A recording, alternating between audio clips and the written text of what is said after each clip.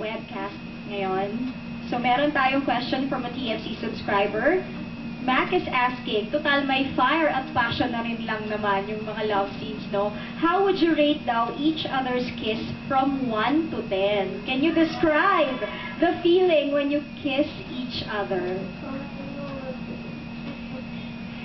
O, yan, sumisigaw ng mga fans. 10 daw. Sa naramdaman ko kagabi at nung isang gabi, 10 nga siguro. Eh, kasi naman, yun naman talaga yung intensyon. Kailangan maramdaman mo yung 10. Kasi gagawa ka rin naman na gano'n. Eh, talaga naman kailangan i-all-out mo na para isang take lang o dalawa. Saka let's not forget the fact na ako ang first kiss ni Bea sa I-claim mo talaga. Siyempre, no? Wow. Bea Alonso, ako ang first kiss niya. So, malaking bagay yun. 10 din po. Okay na. Okay. How many takes daw yung love scene? May sundot question. Direk, how many takes daw? Alam mo, paulit-ulit, napanaginipan ko nga. Joke lang. Hindi, syempre, pag pelikula, di ba? Direct paulit-ulit. Maraming beses. Okay. Si Earl naman of Cagayan de Oro is asking, hello mula sa Labbers ng Cagayan de Oro. Kamusta ang bonding nyo sa movie na ito? Naging mas close ba kayo sa isa't isa? At may mga new things ba kayong na-discover about each other? Labbers forever. Well, ako ang greatest discovery ko sa experience sa paggawa nitong pelikula ko is how I've seen Bea.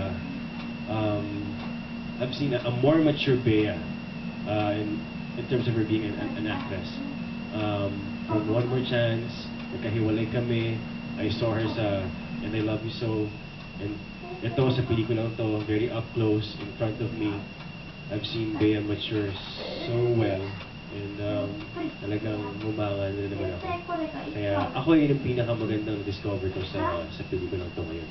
Ako rin naman itong pag-uusapan natin eh, pati yung actor ni John. Alam naman natin lahat na isa sa pinakamagagaling na actors ng henerasyon natin. Pero more than that, yung, okay lang, ako naman, yung greatest discovery ko siguro sa kanya ngayon, eh, yung katawan mo. Hindi. Yung ano ba? Huwag ka nang ganun. Seryoso yung sasabihin ko.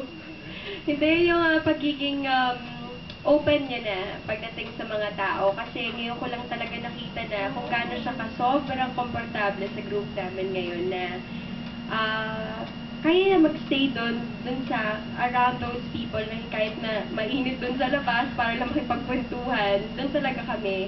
Lalong-lalo na siya kasi ang taga niya nakasamin from One More Chance. I actually close to you.